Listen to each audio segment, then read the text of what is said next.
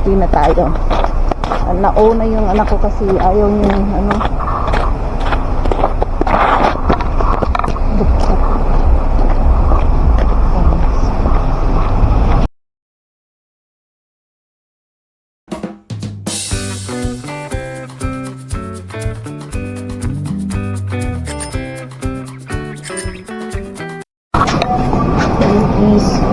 No. Okay, I'll give you.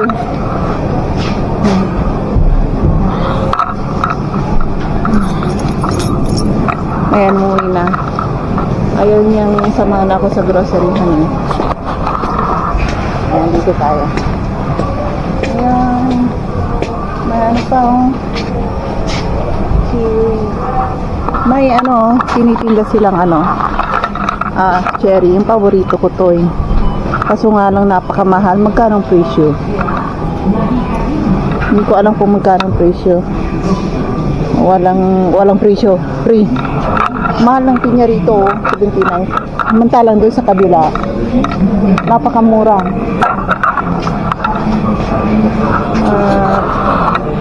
Yung tayo ng gulay. Yung gulay gusto kong bilhin.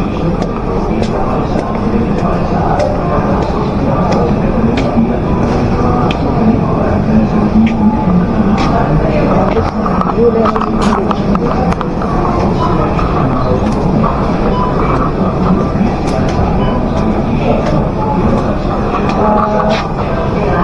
Hindi ko ng kamatis, puro kamatis na lang ulam ko. Wala kang mabibiling gulay kundi ganito lang. Mga ganito ang gulay lang nila, oh.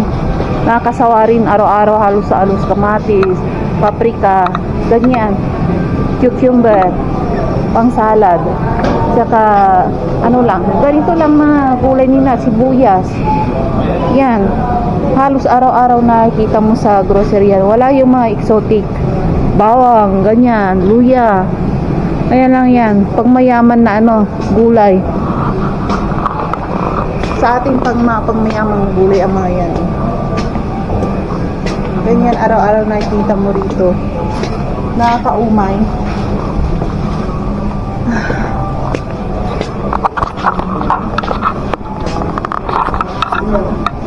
Ayan.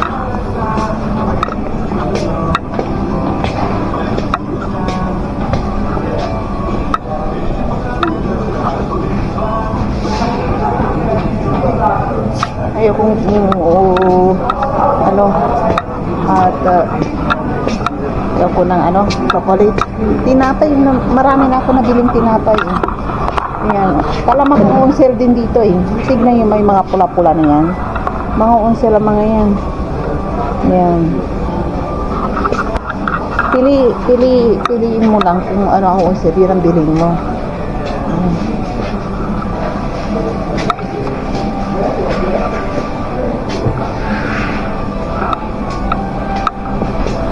Ayan, mga donuts, oh. Ino-on-sale din nila mga donuts, oh. Tag 11 bawat piraso. Ayan. On-sale. Kasi may bibili sila rito.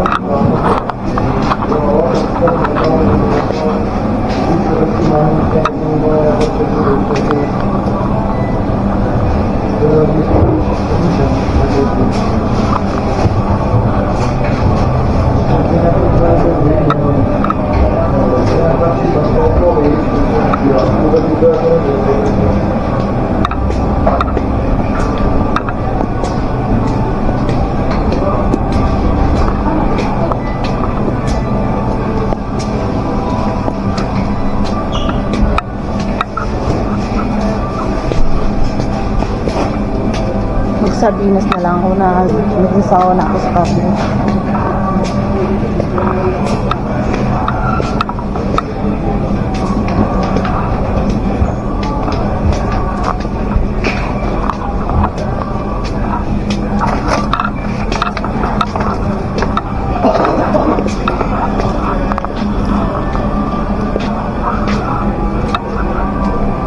Yan. Ganito. Mga drinks nila. Yung tayo na drinks.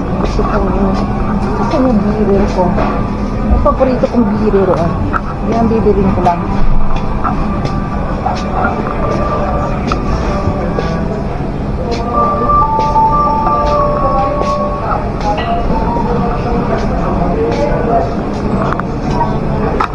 Ayan, bilhin tayo ng biro.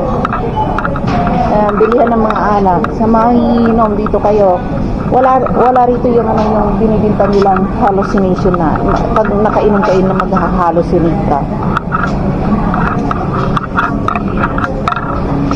Popular yun na alak dito sa kanila.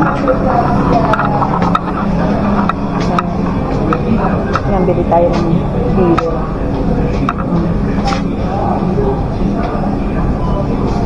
Hindi yun silang biro ngayon. 24. Mahal eh. Ito yung beer na iniinom ko eh. Ito.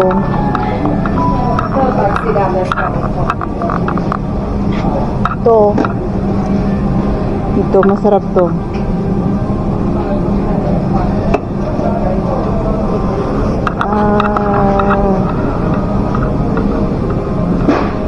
Ano pa? Aha, gusto ng anak ko yung orange. Ito, oh. Gusto niya bumili. Ganyan.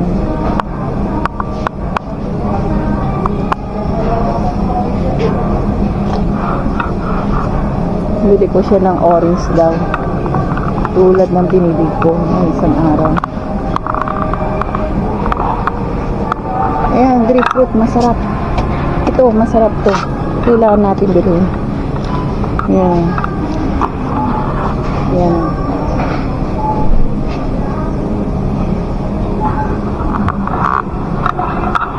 Makakabili ka rin pala nito, oh.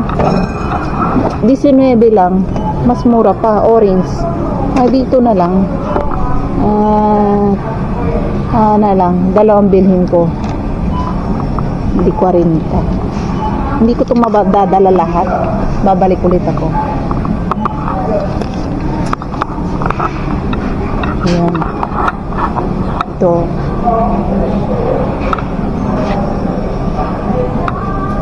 Pemiran.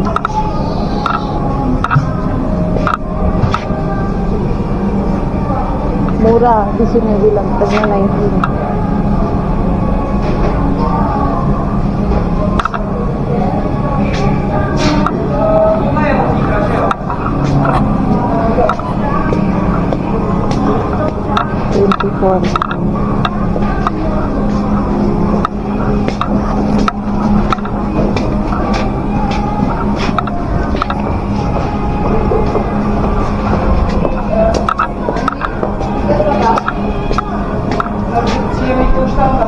Sigaw na lakas ng music tara na. Ayan, uwi na tayo. Nakabili rin ako ng grocery ulit. Ayan. Pag maraming on sale, halos araw-araw ako naman nagro-grocery. Tinatambak ko sa bahay. Kasi halos yung mga paninda, halos ipamigay na ng grocery namin. Napakaraming mura. Dumaya ako dito sa likod ng bahay namin na groceryhan. Doon sa doon pa sa kabila, maraming kabila pa. Dami ring on sale. Ilang pisawa na ako mamili doon. Ayun, dito naman ako. Ayan. Yan ang araw-araw na buhay ko rito sa Czech Republic. Mag-grocery. Ayan, dadayo kung saan ng mga mura. Ganito ang buhay dito sa Czech Republic. Hindi ka marunong magtipid, waldas ka, titira ka dito sa labas ng ito. Ayan, maininit ka, wala kang matirhan, walang tutulong, kailangan number 1 tipid. Ayan. Hindi na tayo. Nauna yung anak ko kasi ayaw yung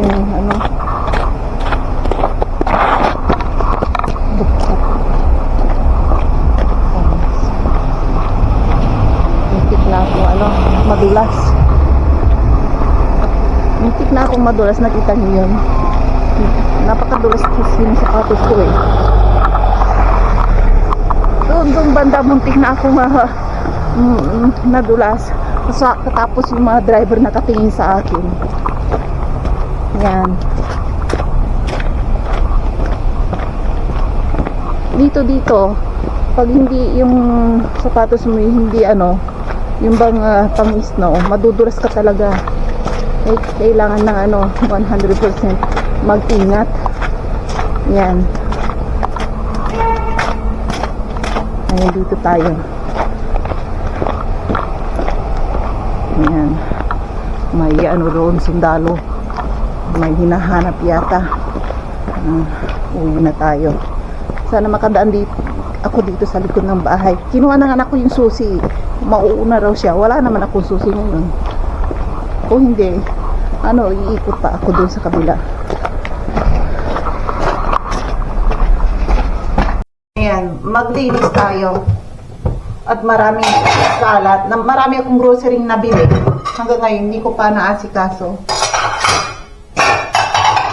Itago-tago muna natin itong mga nandito. Ayan o.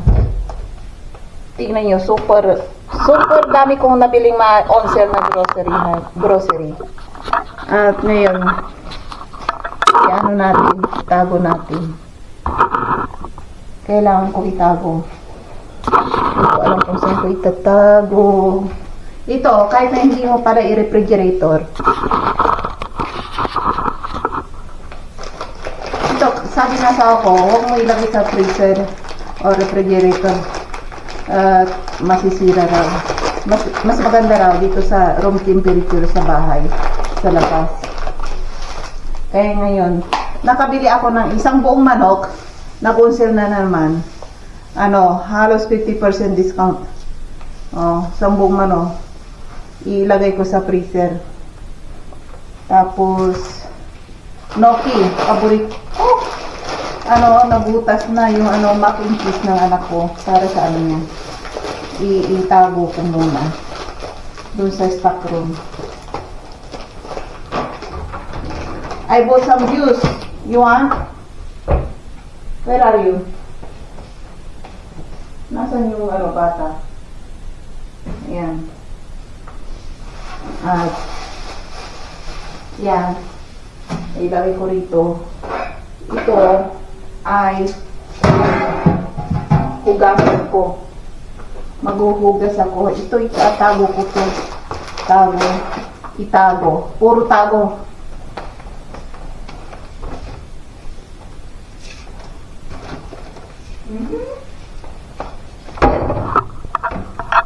Ayan. Hugasan natin tong para hindi kalat. Itong nakakasira sa beauty ng kusina ko. Kailangan ko itago. Muna ihugasan. Tapos ko.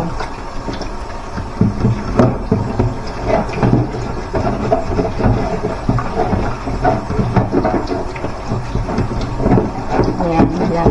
Hirap hugasan. May mga ibabad ko muna. Nag-bake yung asawa ko kahapon. Pinik niya. Tago muna.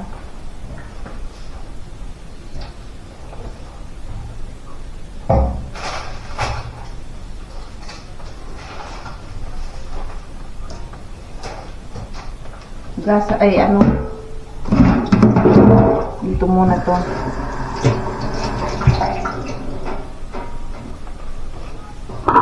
At punasan ko lahat. Itago lahat. Para kasi kapag marumi dito sa kusina ko, hindi ako makapag-concentrate. Iniisip ko parati ang kusina ko.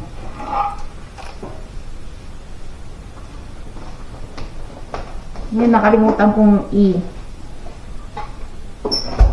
itapon yung basura.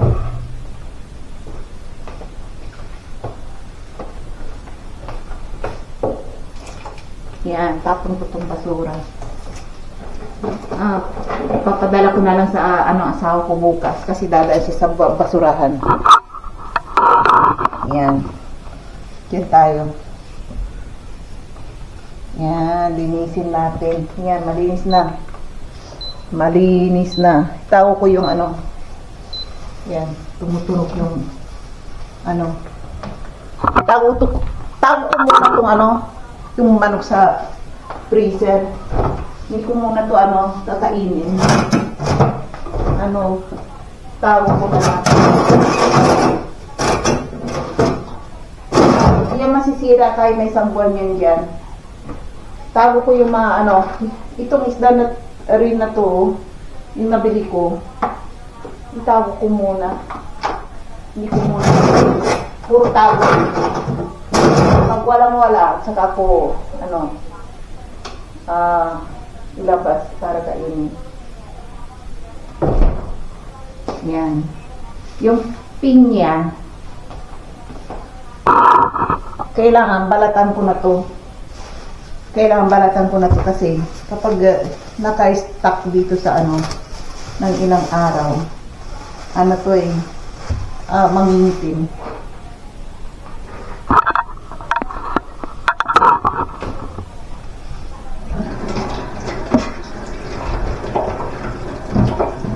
Yan. Hugasan ko to.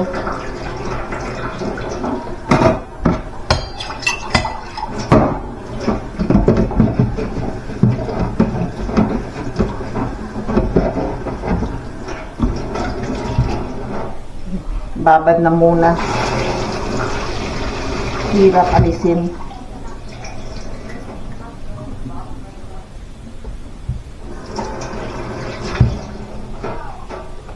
I bought some drinks. If you need, drink it.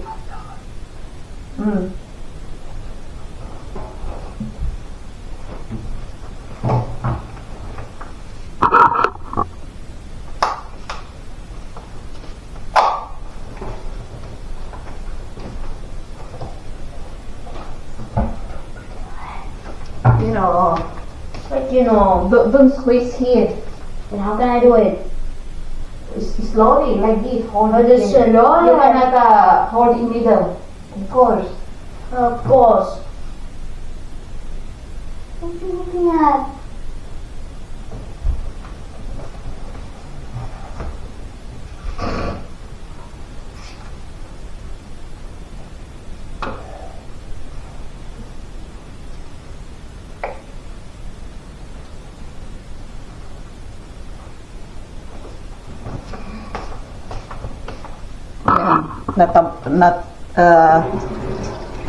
Sumabo yung tubig ng yung juice.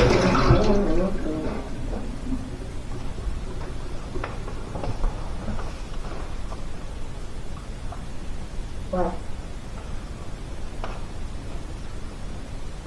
You will show me.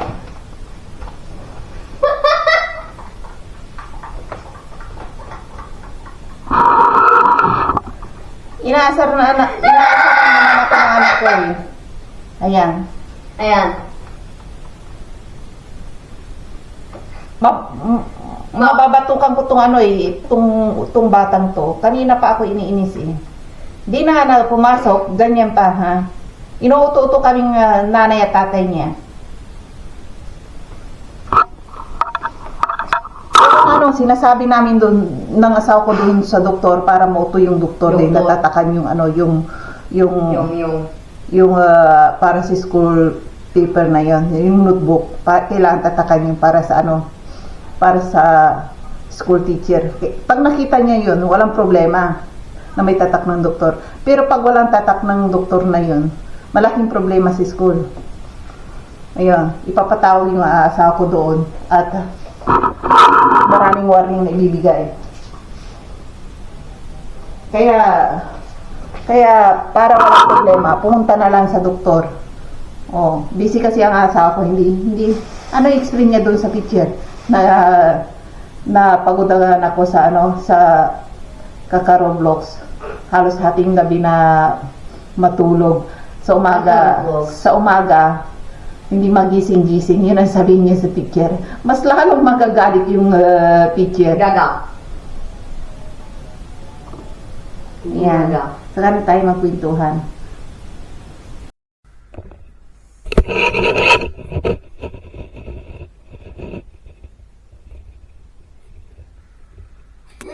Gagahan tayo.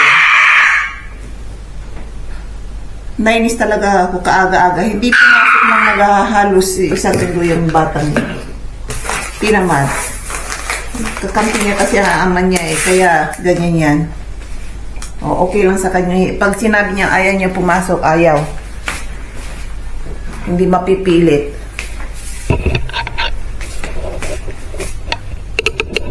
Ayan.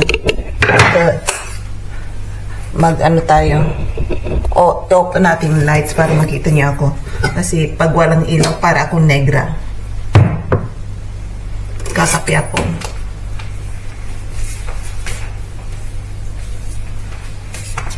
Ayan. Mag-aalas 11 na. Ayan. Bagong gising.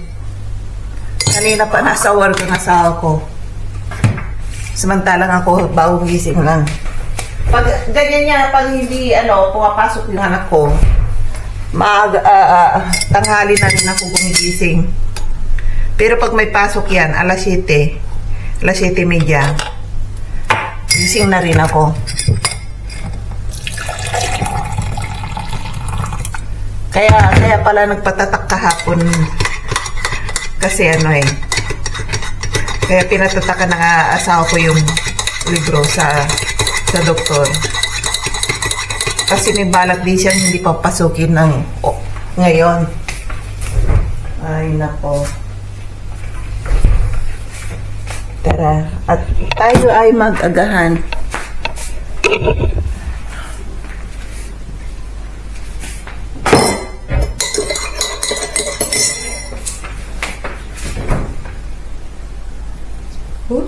Oops.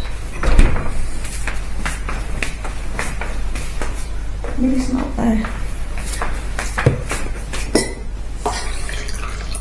Magkakape ako. Ayan. Kailangan ko ng kape. May mga tinapay, hindi pa ubos, oh. Ito, naninigas na eh. Ito, hindi pa papakain ko sana ko mamaya. Ay, palamanan lang ng butter and cheese and ham. Ayun. Hindi ko pa naluluto. Kasi kapag niluto ko na ito ng isang minsanan, masisira.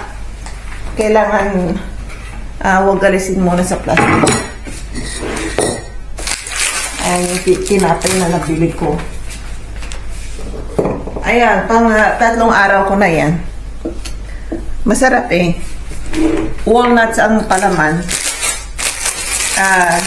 Isang slice, isang araw kong kakainin. Ayan, ganyan. Kasi araw-araw, isang beses lang ako kumain ng kanin at saka yung ulam.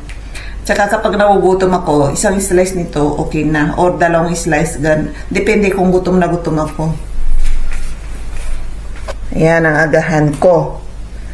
Agahan ni Aling Jean. Picture natin.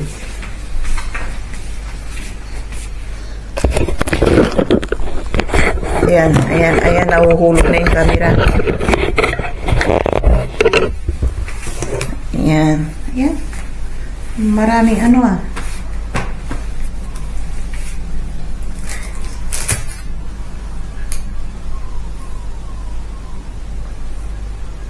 Did you know?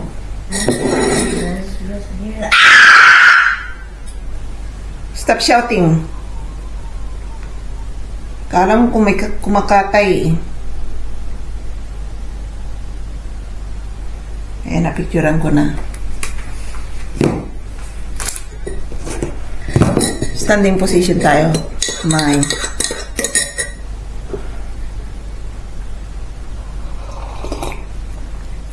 Sarap talaga ng kape sa umaga.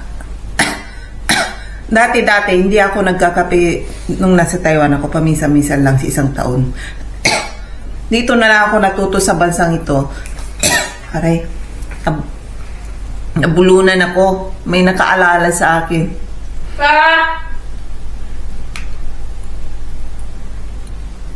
Ano dito sa kanila, sila nagra-rice. Umaga. O hinangag.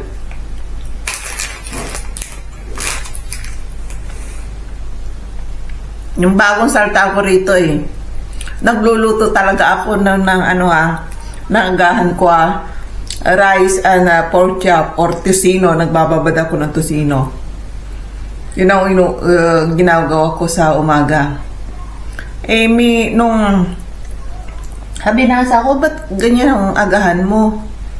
Sabi niya sa akin, ganito kaming mga Asian Sabi kong ganon.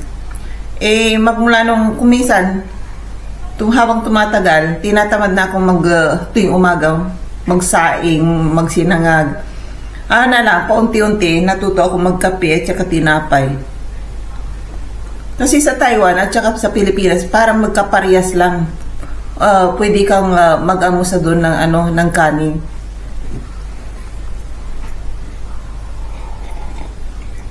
Or kung gusto mo ng rice. Or yung mga dumplings. Harap. Ito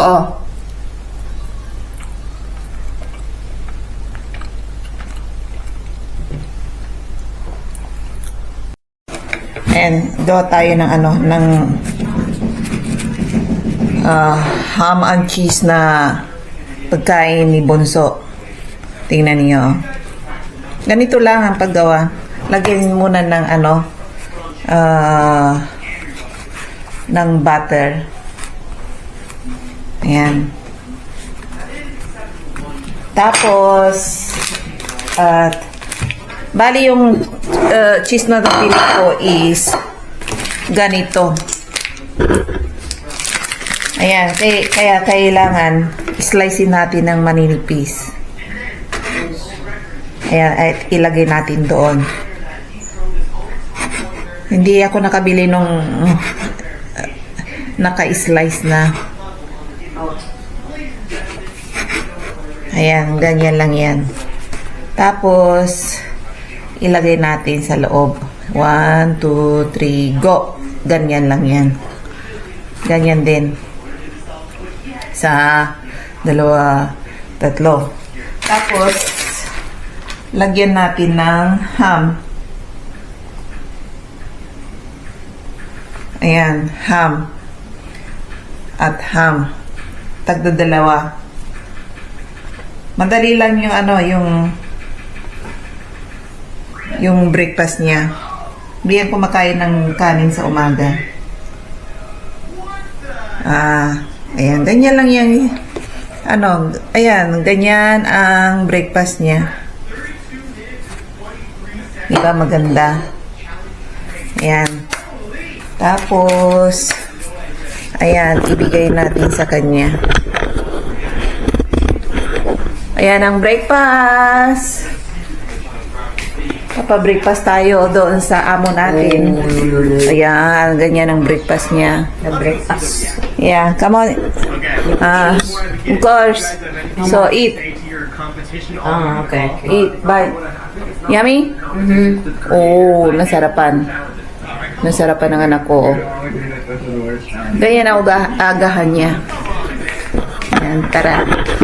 Hot chocolate! Hot chocolate! Okay. Mag-hot chocolate pa raw siya. 2 scoops of chocolate. Okay. 2! Okay. Ganyan ang agahan niya. Chocolate, hot chocolate. Ayan, pili tayo ng kutsara. At ganito lang ang paggawa namin ng hot chocolate. Ayan. Nasaan ang hindi ko nakikita. Ayan. Chocolate lang. Ay, milk lang.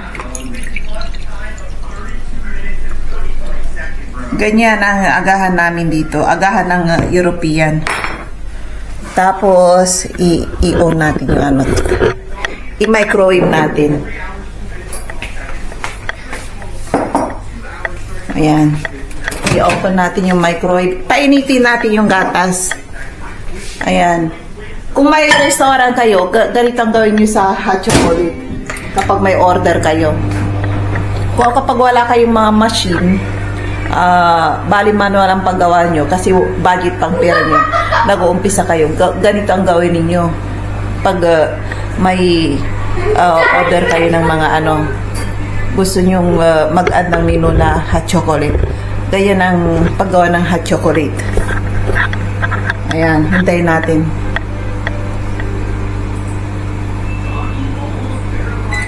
Parang maitim. Ayan, parang maitim yung pala anino ko. Ayan. Tapos, di mainit na. Gatas lang yan Ngayon, lalagyan natin ng chocolate powder. Ayan, mumurahin lang to sa sa Tesco, doon sa groceryhan na nabili ko. 1 kilo to. Lagyan nyo ng maliit na kutsarita ang paggamit ninyo. Ayan, ayan. At 2 spoon lang. Ayan, okay na. Ready to serve na kasi mainit na yung gatas Ano nyo na lang, ganyanin nyo. Ayan. Ano ba yun? Ganyanin lang. Ayan, ready to serve. Bigyan natin ulit sa kanya. Ayan. Madali lang ang paggawa ng agahan niya. Ayan. Chocolate! Ayan. Drink, try. Huwag na. Ayan. Ganyan ang agahan niya. Madali lang. Pag may tinapay ka rito, okay na. Hindi na kami lalabas para bumili. Kasi sa mga, hindi ko alam dyan sa Pilipinas, or sa inyo kung paano kayo. Doon sa Pilipinas, sa amin, sa Pangasinan, kumakain kami, nanay ko is nagsisinangag.